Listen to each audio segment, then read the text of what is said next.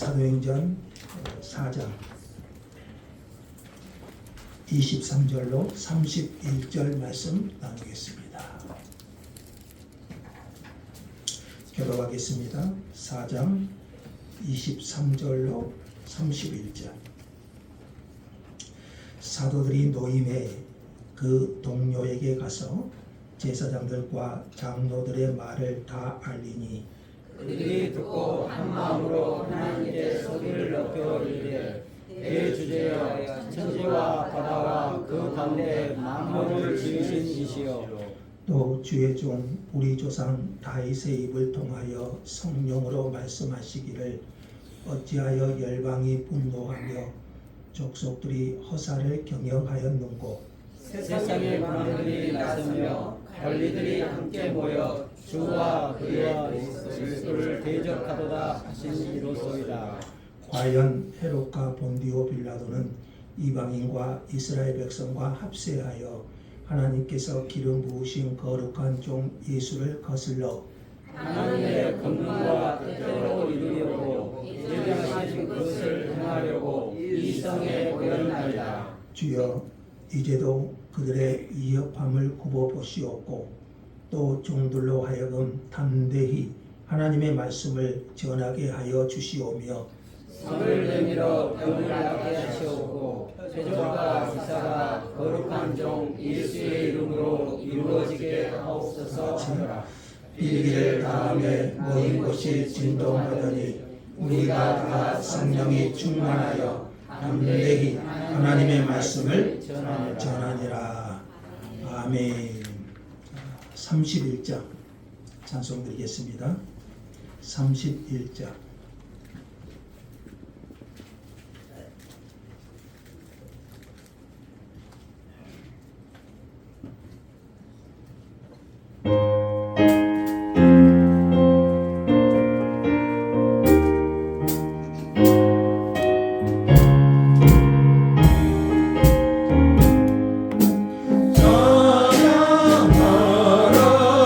높으신 곳을 찾아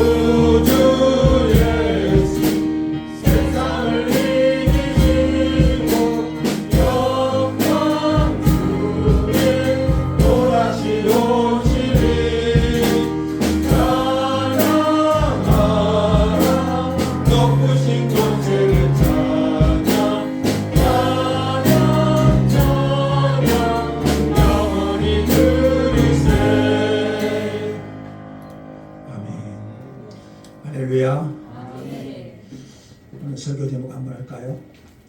대주제 하나님. 대주제 하나님. 예. 사도행전을 공부하고 있는데요. 사도행전은 단지 초기 교회의 모습을 보여주는 데서 나아가 교회의 본질이 무엇인지, 교회의 본질이 무엇인지 그것을 보여줍니다. 오늘 본문은 이협에 직면한 교회가 한 마음으로 기도하는 모습을 보여줍니다. 오늘 우리가 이 본문에서 주목하고자 하는 것은 그들이 한 마음으로 기도했다. 이것도 중요하지만 그들이 기도의 대상이신, 우리의 기도의 대상이 누구시죠? 하나님이시죠. 그들의 기도의 대상이신 하나님, 그 하나님을 어떻게 알았고 믿었는가? 여러분, 우리가 하나님께 기도하는 것도 중요하지만 내가 기도하는 그 하나님이 어떤 분이신가? 그 하나님이 어떤 분이신가를 알고 믿는 것, 이게 중요하잖아요. 또 그들이 어떤 상황에서 그들이 기도했는데 어떤 상황에서 무엇을 누구에게 구하고 있는가를 살펴보고자 합니다. 자, 우리 지난 시간에 배운 것처럼 나면서부터 걷지 못한 사람이 베드로의 말 한마디에 일어났고 걸었고 뛰었고 성전으로 가서 하나님을 찬송했습니다. 이 일로 솔로몬 행각에 모인 백성에게 베드로와 요한은 복음을 전하게 되었고 그날 5,000명의 남자들이 예수님을 믿었습니다. 이 소동은 베드로와 요한을 공회에 서게 만들었고 성령 충만을 입은 사도들은 공회 앞에서 담대하게 복음을 증거했습니다.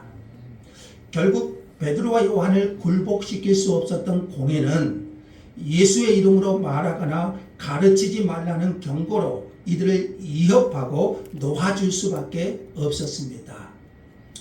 훈련한 두 사도는 즉시 동료들이 있는 곳으로 갔습니다. 두 사도가 공회에 잡혀간 것을 안 교회 공동체, 저기 예루살렘 공동체, 그들은 무엇을 하고 있었습니까? 두려워 떨고 있었나요? 베드로와 요한이 잡혀갔으니 이제 그 다음은 우리 차례겠구나, 이렇게 하면서 두려워하며 떨고 있었나요? 성경은 그들이 두려워하거나 떨었다고 말하지 않습니다. 24절 한번 보겠까요? 24절 한번 읽어보죠. 시작. 그들이 듣고 한 마음으로 하나님께 소리를 높여 이르되 대주제여 천지와 바다와 그 가운데 만물을 지은 이시요. 공회는 예수님을 십자가에 못 박아 죽이는데 주도적인 역할을 했던 곳입니다. 그리고 그 공회는 힘이 있었습니다. 베드로와 요한도 얼마든지 그들을 예수님을 죽인 것처럼 그들의 생명을 죽일 수 있었습니다. 교회는 언제나 적대적 세상 속에 놓여져 있습니다. 초대교회뿐만 아니라 종교개혁 시대의 교회의 핍박, 로마 시대의 교회의 핍박, 공산주의 시대의 핍박, 이로 인한 순교와 고난, 교회는 이루 말할 수 없는 고난과 핍박의 연속이었습니다.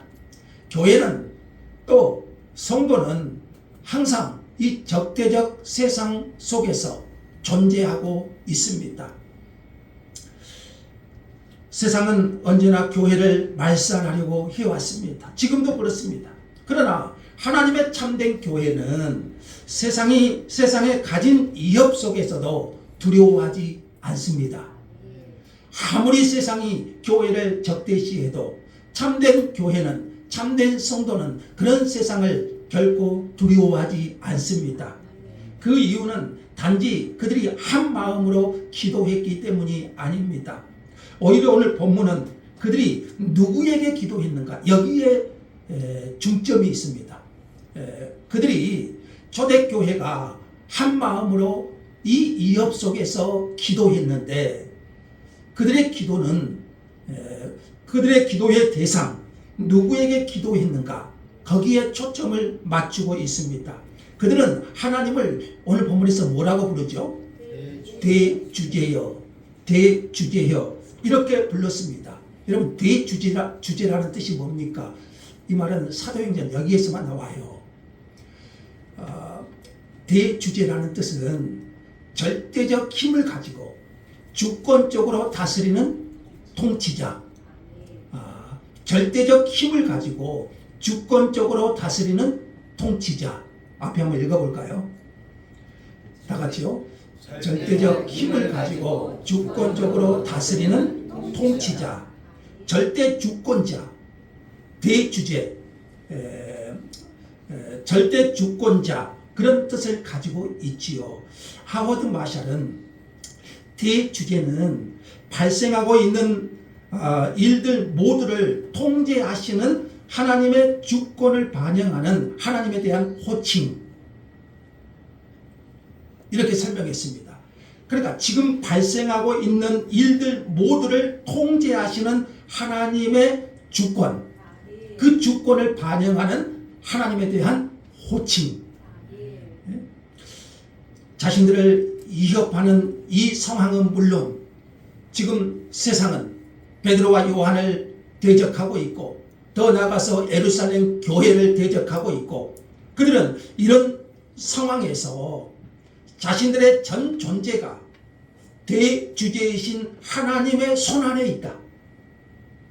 대주제이신 하나님의 손 안에 있고, 그러니까 그 주님께 모든 것을 맡긴다는 고백이 담겨 있습니다. 이 호칭 속에 그들의 신앙이 들어있지요. 이 모든 위협적인 상황 속에서 하나님이 주권적으로 통치하고 다스리고 계시고 지금 벌어지고 있는 모든 상황도 그 하나님의 손 안에 있다. 이 고백이에요. 주님은 육신을 입고 있으실 때 성부 하나님을 아바, 아버지 이렇게 하며 부르시며 기도하셨어요. 아바, 아빠지요. 이것은 자녀가 아버지를 부르는 아주 친밀하고 신뢰 가득한 호칭. 그럴 때 주님은 어떻게 기도하셨죠? 하나님을 아바, 아버지.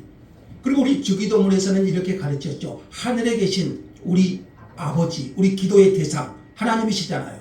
근데 그 하나님은 하늘에 계신 모든 것을 초월해서 계시는 우리 아버지, 이렇게 기도했죠. 구약 성경은 다양한 하나님의 이름을 소개해요. 창세기에는 그러죠. 엘로힘의 하나님. 그 하나님은 어떤 하나님이죠? 권능의 하나님, 능력의 하나님. 하나님의 성호를 구약시대에는 여러 가지로 소개해요. 하나님의 자녀들은 자신들이 처한 상황에 따라 그 모든 호칭, 그 모든 호칭으로 하나님의 이름을 부르면서 기도할 수 있어요. 그러니까 지금 예루살렘 초기 교회는 하나님을 대주제의 하나님이라고 부르면서 기도해요. 자신들이 처한 모든 상황이 누구의 손 안에 있어요? 하나님의 손 안에 있고 하나님의 다스림 안에 있다. 자, 우리 하나님의 백성들은 기도의 대상이신 하나님께 기도하는데 우리의 처한 상황에 맞게 하나님의 호칭을 사용해서 기도할 수 있어요. 엘로힘의 하나님, 여호와 라파의 하나님, 여호와 이레의 하나님. 우리는 그렇게 우리의 신앙을 고백하면서 하나님 앞에 기도할 수 있는 것이죠. 그러니까 지금 예루살렘 교회는 그들이 부를 수 있는 최적의 호칭으로 하나님을 부른 것이에요. 우리는 아무 생각 없이 하나님 은혜의 보좌 앞으로 나아가지 않아야 돼요. 우리의 기도의 대상이 누구라고요? 하나님이시잖아요.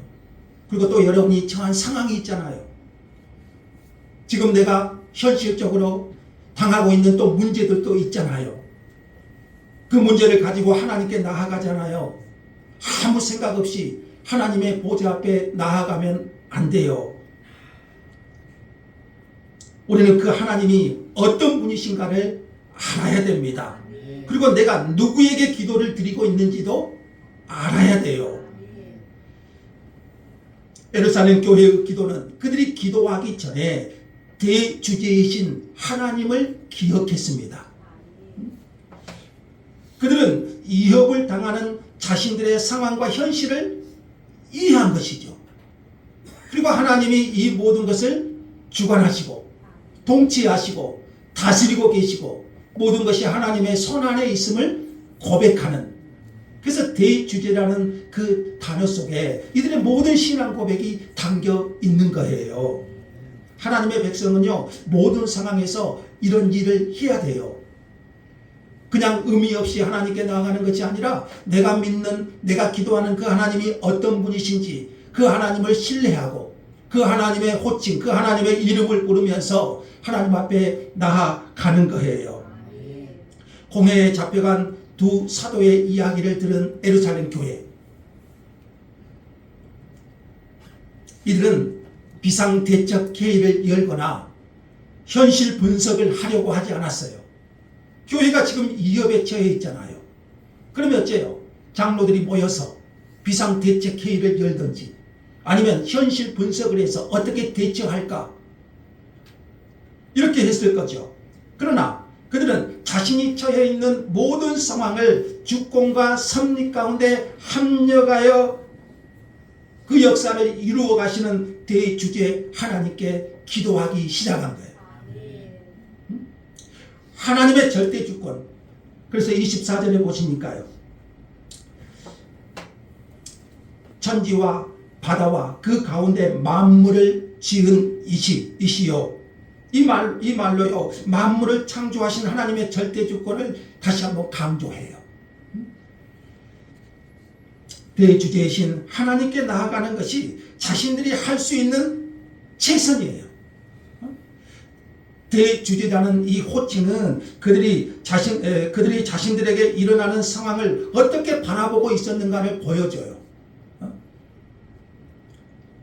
사도들이 잡혀가고 있는, 위협당하고 있는 이 현실 속에서 하나님은, 대주제이신 하나님은 당신의 뜻을 이루어 가실 것이다. 그것을 알았고 믿은 거예요. 그들의 믿음이 이러하다면 이런 상황에서 그들이 어떤 두려움이 있을 수 있을까요? 이런 상황을 통해서도 하나님의 선하신 뜻은 이루어질 것이다. 하나님이 어떤 하나님이세요? 대주제의 하나님. 그리고 그들은 대주제의 백성이잖아요. 그래서 제가 오늘 설교의 제목을 이렇게 하려고 했어요. 대주제의 하나님, 그리고 대주제의 백성. 하나님은 대주제의 하나님이시고 우리는 누군가요? 그 대주제의 백성이잖아요. 대주제의 백성이잖아요. 자, 사도들 역시 옥에 갇히고 공회에 서게 되었을 때 우리 지난 시간에 본 것처럼 그들은 두려워 떨었나요? 내가 복음 전하다가 감옥에까지 왔으니 내 신세가 참으로 처량하구나, 이렇게 했나요? 그렇지 않았죠. 오히려 성령이 충만하여 담대히 복음을 증거했죠. 사도들은 공회에 잡혀갔을 때 주님께서 이미 하셨던 말씀을 기억했을 거예요. 주님이 살아생전에 뭐라고 하셨어요? 너희가 공회에 잡혀가겠고 고난과 핍박과 권력자들 앞에 끌려갈 것인데 그들이 무엇을 말할지 몰라도 성령께서 너희에게 할 말을 주실 것이다. 세상의 제자들을 미워할 것이고 환난을 당하게 될 것이다. 주님께서 살아생전에 말씀하셨죠. 아마 사도들과 예루살렘 교회는 그 하나님의 말씀을 기억하고 있었을 것입니다. 그런 상황 이해는요, 오히려 그들의 기도를 더 깊게 합니다. 자, 그들의 기도는요, 다윗이 25, 26절인데요. 자, 그들의 기도가요, 다윗 왕이 오실 메시아를 예언한 시편 2편 말씀인데 1, 2절 말씀이죠. 그것을 인용합니다. 25, 26절 한번 볼까요? 자, 이 말씀이 어디 말씀 인용이라고요? 시편 2편 1, 2절 말씀 인용이에요. 자, 그들의 기도 속에서 이 말씀을 기억합니다.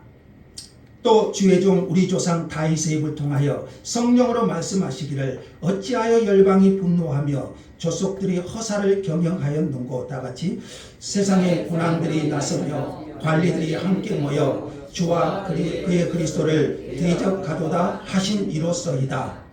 자, 이 시편 말씀인데 이 그리스도를 대적한 세상의 군왕들의 모의와 헛된 시도를 예언한 말씀이에요.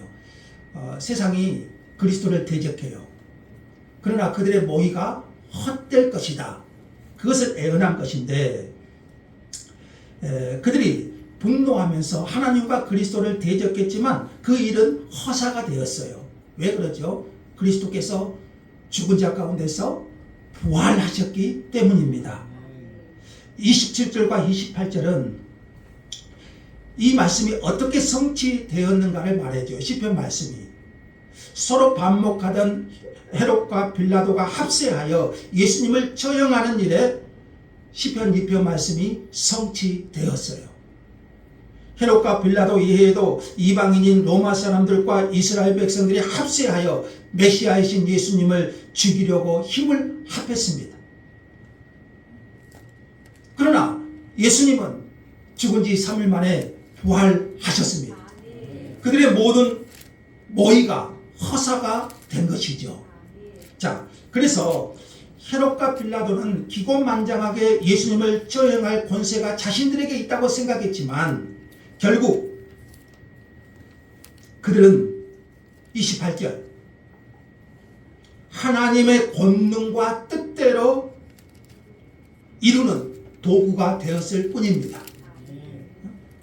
하나님을 대주제라고 부르는 신앙은 결국 하나님의 주권과 권능으로 당신의 뜻을 이루게 되었다. 세상 왕들과 이 군왕들이 예수 그리스도를 대적하려고 죽이려고 모의했지만 그 모든 것이 허사가 되게 하시고 결국 이루어지는 것은 하나님의 뜻이었잖아요. 하나님의 권능과 뜻을 이루는 도구가 되었을 뿐이에요. 이것이 예루살렘 교회가 성경으로 해석한 그들의 상황이에요. 그러니까 여러분 이 본문에서요 그들의 기도가요 철저하게 성경에 이끌리는 기도가 되었어요. 본문에 지금 자신들이 처하고 있는 상황, 그 상황을 성경 속에서 자신들의 상황을 보게 하신 것이죠. 여러분 이 기도가 중요해요. 여러분이 어떤 처한 상황, 어떤 문제, 그 문제 속에서 단순히 그 문제 속에 빠지는 것이 아니라 그 속에서 대주제이신 하나님이 계시고 그 속에서 성경 말씀을 기억하고 성경 말씀에 이끌리면서 자신들의 모든 상황을 이해하고 있는 거예요. 하나님의 사람은 이 일을 해야 돼요. 지금 내가 처한 상황 속에서 하나님이 이루고자 하시는 것이 무엇인지 그리고 대주제이신 하나님께서 그 상황을 통해서 당신의 뜻을 이루실 것을 믿는 거지요.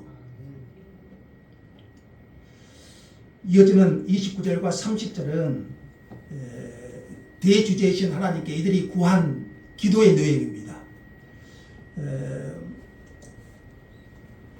그들이 기도한 내용이 뭔가요?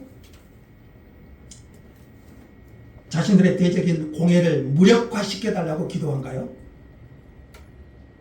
또한 이 모든 위협으로부터 내 생명을 보호해 주소서 이렇게 기도한가요? 이들의 기도는요 이 적대적인 상황 속에서 자신들이 적대와 고난을 신실하게 대면하면서 사명을 감당할 수 있게 해달라는 기도입니다. 자, 그 기도를 한번 볼까요? 세 가지 간구가 나오죠. 첫 번째는 어떤 기도인가요? 그들이 대주제이신 하나님께 기도하는데 자신들이 위협을 당하는 상황을 굽어 살펴달라고 기도합니다. 29절 상관절 한번 읽어보죠. 상관절 다 같이요. 주여 이제도 그들의 위협함을 굽어보시옵고 이 기도죠. 대주제이신 하나님께 자신들이 위협을 당하는 상황을 굽어봐 달라고, 살펴달라고 기도한 거죠. 이 간구는 대적들을 심판하거나 자신들의 생명과 안전을 지켜달라는 기도가 아닙니다. 주권자이신 하나님께서 이 모든 상황을 굽어 살펴주옵소서. 이 간구는 하나님께 대한 신뢰를 반영합니다. 모든 상황을 굽어보시는 하나님께서 하나님의 때에 하나님의 영광과 우리의 유익을 위하여 행동하실 것을 그들은 의심하지 않았습니다. 비록 당장 하나님의 어떤 조치가 없어도 그들이 위협이나 두려운 상황에서 벗어나지 않는다고 할지라도 대주제이신 하나님께서 지켜보고 계신다면 그것으로 충분하다는 고백이죠. 지금과 장래의 모든 상황이 주권자이신 하나님의 다스림 안에 있으며 하나님께서 이 모든 상황을 다스리시고 모든 것이 결국 하나님의 권능과 뜻대로 이루려고 예정하신 그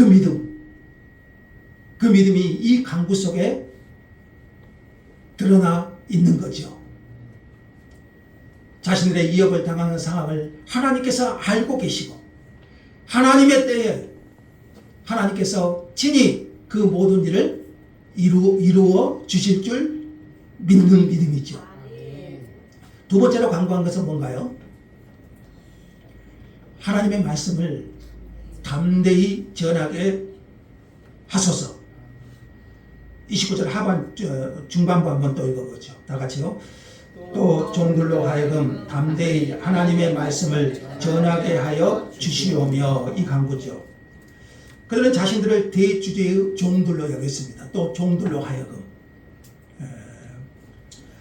그들이 하나님께 간구한 것은 이 모든 상황에서 자신들의 사명을 감당하게 해달라는 기도잖아요. 보통은 어떻게 했어요? 어디 숨어야 되잖아요. 지금 복음 전하다가는 다 잡혀가게 생겼잖아요. 그들의 두 번째 간구는요, 그들이 증인으로서의 교회의 사명과 정체성을 감당하는 것, 이것이 그들의 두 번째 간구예요. 충분히 두려워할 만한 상황이지만 가감없이 복음을 담대하게 증거할 수 있게 해달라고 이들은 기도해요. 세 번째 간구는 뭔가요? 병고침과 표적과 기사로 증거하는 말들을 확증해 달라고 기도합니다. 자, 30절 말씀인데 같이 한번 읽어볼까요? 30절 시작.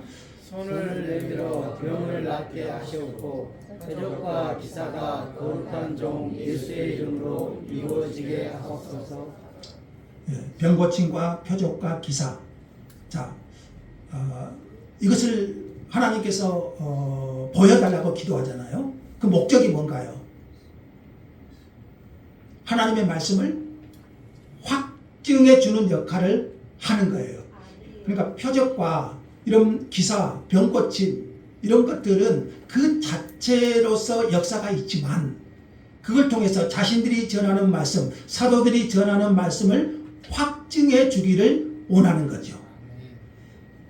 자, 이것이 담대한 말씀 증거를 강구한 뒤에 표적과 기사들을 구한 이유입니다. 그래서 마가복음에는 이렇게 말해요. 제자들이 나가 두루 전파할세 주께서 역사하사 그 따르는 표적으로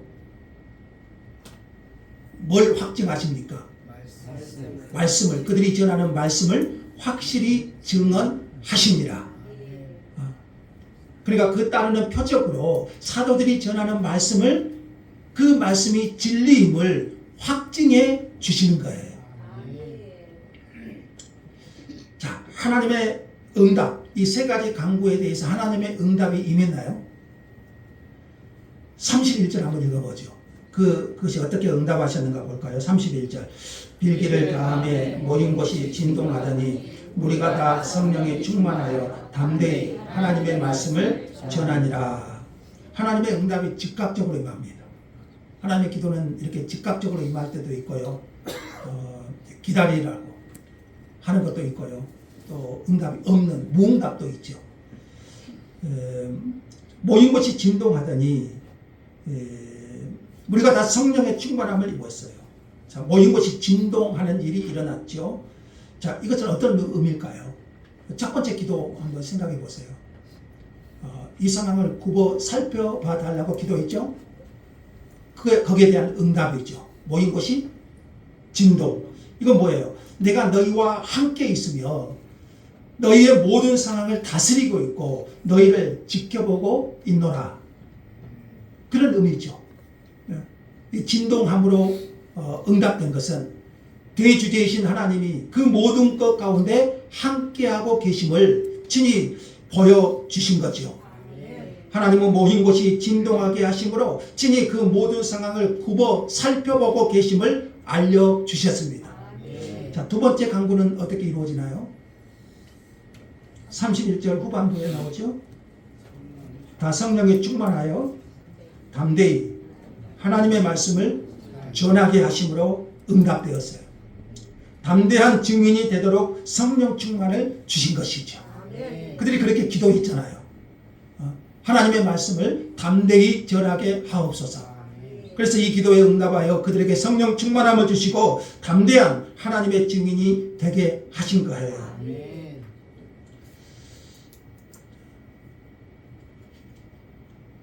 세 번째 간구는 어떻게 응답되었나요?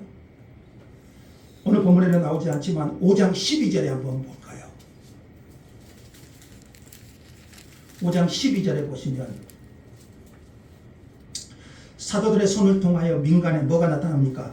표적과 기사가 많이 일어나며 믿는 사람이 다 마음을 같이하여 솔로몬 행각에 모이고 이렇게 했어요. 하나님께서는 나면서부터 걷지 못한 사람의 치유와 같은 표적과 기사가 일어나도록 권능으로 역사해 주셨습니다. 그 목적이 뭐라고요? 하나님의 말씀을 확증해 주시기 위함이었죠.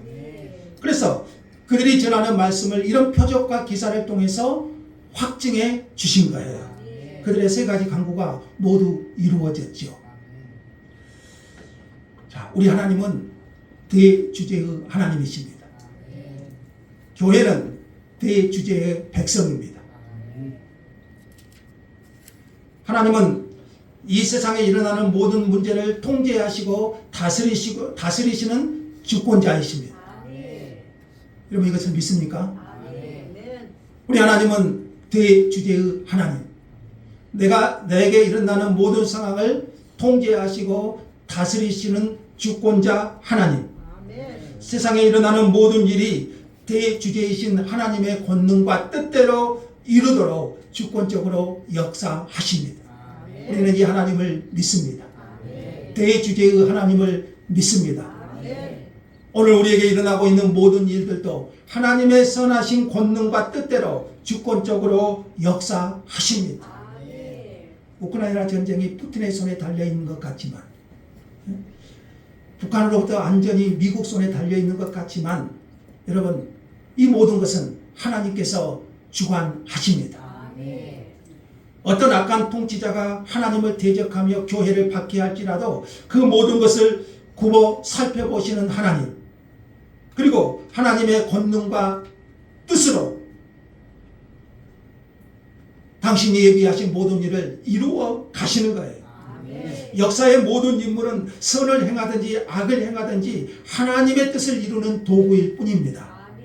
우리는 그 하나님을 믿습니다. 대주제. 그래서 우리는 그 하나님을 대주제라고 부릅니다. 모든 일의 주권자. 지금도 그 뜻대로 이 세상과 우주 만물과 우리 자신을 다스리시고 친히 그 권능과 뜻대로 이루어 가시는 하나님. 그러니까 세상 어떤 세력과 통치자도 하나님의 뜻을 좌절시킬 수는 없는 거죠. 예루살렘 교회 성도들은 그것을 너무나 분명히 확신했고 이 확신 위에서 그들은 기도한 거예요. 여러분의 기도는 어떻습니까? 예루살렘 초기 교회 그들의 기도는요 너무 분명하게 이 대주제이신 하나님을 확신했고 그 확신 위에서 그들은 기도한 거죠. 우리 기도가 이래야 되지 않겠습니까? 예루살렘 교회는 박해에 직면하여 두려워하거나 흔들리지 않았습니다. 왜 그랬을까요? 자신들이 대주제의 백성임을 알았기 때문이에요. 그들은 박해 속에서 대주제께 기도했고 믿음과 풍성한 사랑으로 하나가 되었고 자신들이 예수의 증인인 교회로서 하나님 나라를 위한 고난을 감당해야 된다고 생각했어요. 데살로니가전서 한번 말씀 읽어볼까요? 후서 다 같이요. 너희로 하여금 하나님 나라에 합당한 자로 여김을 받게 하려 함이니 그 나라를 위하여 너희가 또한 고난을 받느니라. 하나님 나라에 합당한 자로 여김을 받으려면 어떻게 해야 될까요? 나를 위하여 너희가 또한 고난을 받느니라. 초대교회 성도들에게 이것은 너무나 당연하게 여겨지는 부르심이었어요. 하나님 나라에 합당한 자로 당연히 이 고난을 받는 것. 초대교회 성도들은 이것이 너무나 합당하게 여겨지는 부르심이었어요. 누가복음 말씀도 한번 볼까요? 다 같이요. 너희가 내 이름으로 말미암아 모든 사람에게 미움을 받을 것이나 너희 머리털 하나도 상하지 아니하리라. 너희의 인내로 너희 영혼을 얻으리라. 죽임을 당할 것을 말씀하시는 동시에 또 뭘 말씀하시죠? 너희가 내 이름으로 말미암아 모든 사람에게 미움을 받을 것이나 미움도 받을 것이고 순교도 할 것이고 그러나 또 뭘 말씀하시죠? 너희 머리털 하나도 상하지 아니하리라. 너희의 인내로 너희 영혼을 얻으리라. 죽임을 당할 것을 말씀하신과 동시에 주님은 너희 머리털 하나도 상하지 아니하리라. 그럼 순교하는 것은 뭐예요? 미움받고 핍박받는 것은 뭐예요? 머리털 하나도 상하지 않게 하셨다고 했는데, 자, 이 말씀은 하나님이 영적이고 영원한 보호를 말씀하신 거예요. 설사 그들이 순교당하더라도 하나님은 그들의 영혼을 영원히 보호하실 겁니다. 그러니 초대교회 성도들은 뭐가 두렵겠어요? 박해의 위험에 직면한 예루살렘 교회가 자신들의 안전을 위해 기도하지 않았다는 것은 정말 놀랍습니다. 여러분은 이런 상황에서 어떤 기도를 드렸을까요? 우리는 그러잖아요. 자신의 안전, 하나님 이 위협 속에서 교회와 우리의 안전을 지켜주십시오. 이 기도가 먼저 나왔지 않겠어요? 우리가 그렇게 기도하죠. 오늘 우리는 우리의 안전과 안위를 지나치게 생각하는 경향이 많습니다. 그런 시대에 우리가 살고 있습니다. 예루살렘 교회가 자신들의 생명과 안전을 위해 기도하지 않은 이유는 분명해요. 왜 그랬을까요? 우리 사도행전에 보면 나오겠지만 그들은요, 부활이 예수 그리스도께서 부활하신 것처럼 자신들도 부활, 이 부활이 그들에게는 실제였기 때문입니다. 사도들은 예수님의 부활을 목격했고 체험했고 자신들의 부활을 확신했습니다. 그 부활이 자기들에게도 영광스럽게 주어질 것을 믿었습니다. 여러분도 믿지요? 이것이 기독교 신앙이죠. 이후 사도들과 초기 교회 많은 성도는 순교했고요. 그들에게는 부활신앙이 얼마나 분명한 실제였는가를 보여줘요. 나중에 스데반의 순교가 나오잖아요. 그 위협 속에서 돌에 맞아 죽는 그 위협 속에서 그는 부활하신 주님을 보는 거죠. 이들에게는요, 부활이 실제였어요. 부활이 가상이 아니라 현재 내게 주어지는 실제 신앙이었던 거예요. 부활신앙은 우리를 세상의 안전에만 매어 살게 하지 않게 합니다. 이 부활신앙이 예수의 증인으로서 담대하게 복음을 전파하는 부활의 증인이 되게 한 원동력이죠. 우리의 부르심은 사도들처럼 초기교회 예루살렘 성도들처럼 담대하게 주의 부활의 증인이 되는 겁니다. 초기교회는 이를 위해 기도한 것이죠. 그리고 오늘 교회의 본질이 바로 그것임을 보여주고 있죠. 그들은 자신들의 생명과 안전을 위해 기도하지 않았고요. 증인의 사명을 담대하게 감당했지 감당하게 해주시기를 기도했어요. 이것이 모든 상황에서 교회의 우선순위 기도가 아닌가요? 제가 서두에 시작하기 전에 말씀을 드렸죠. 사도행전은 단순히 사도들의 역사가 아니라 교회의 본질이 무엇인지를 우리에게 가르치고 보여주시는 거예요. 교회는 이 모든 상황 속에서 하나님의 증인의 사명을 잘 감당하도록 기도하는 거예요. 거기에 자신의 안위와 안전보다는 교회의 정체성과 사명을 감당하도록 기도하는 것이죠. 예루살렘 교회는 박해와 위험이 찾아왔을 때 주님이 하셨던 말씀을 많이 기억했을 것 같아요. 자, 이 말씀도 기억했을 것 같아요. 같이 한번 읽어보죠. 너희는 그의 나라를 구하라. 그리하면 이런 것들을 너희에게 더하시리라. 적은 무리여 무서워 말라. 너희 아버지께서 그 나라를 너희에게 주시기를 기뻐하시느니라. 무슨 말씀입니까? 그저 먹고 살기 위해 염려함으로 기도하지 말고 모든 상황에서 하나님 나라를 최우선 목적으로 삼고 살며 그의 나라를 구하라. 그런 의미가 담겨 있죠. 예루살렘 교회는 이 말씀에 순종하는 것이 무엇인가를 잘 보여주었어요. 오늘 우리도 이렇게 해야 되지 않겠습니까? 대주제의 백성은 모든 상황에서 그렇게 해야 되고 그렇게 할 수 있습니다. 그래서 이들의 기도는 힘이 있었어요. 자, 마지막 이 말씀 한번 보시죠. 하워드 마샬이 이렇게 표현했습니다. 그들의 기도는 이 초기 교회 예루살렘 교회의 기도는 초기 교회가 박해의 시기에 하나님을 의지했고 누구를 의지했죠? 하나님을 의지했고 박해의 시기에 하나님을 의지했고 어떤 하나님이세요?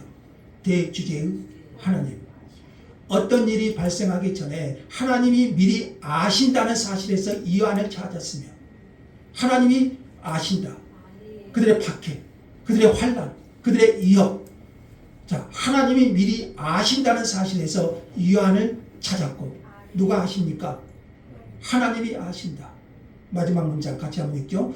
교회의 증거사에게 필요한 힘을 얻었음을 나타내준다. 기도함으로써 그들의 기도는 힘이 있었어요. 그래서 교회의 증거사에게 필요한 힘을 얻었어요. 어디에서? 기도함으로. 기도함으로. 대주제이신 하나님께 기도함으로.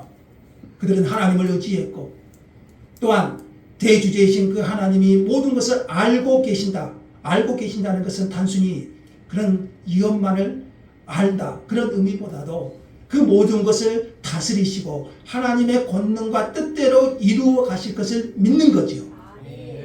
그럼으로써 교회의 증거사에게 필요한 힘을 그들은 이 기도를 통해서 얻었던 거예요. 우리는 기도에서 하나님을 의지하고 대주제이신 하나님께서 모든 것을 아시고 굽어보고 계시다는 사실에 이안을 얻어야 됩니다. 교회는 대주제의 백성입니다. 대주제이신 하나님의 백성답게 기도하고 당당하게 복음을 증거하는 공동체가 되게 해주시기를 대주제이신 하나님 아버지께 간구합시다. 기도하겠습니다. 대주제의 하나님을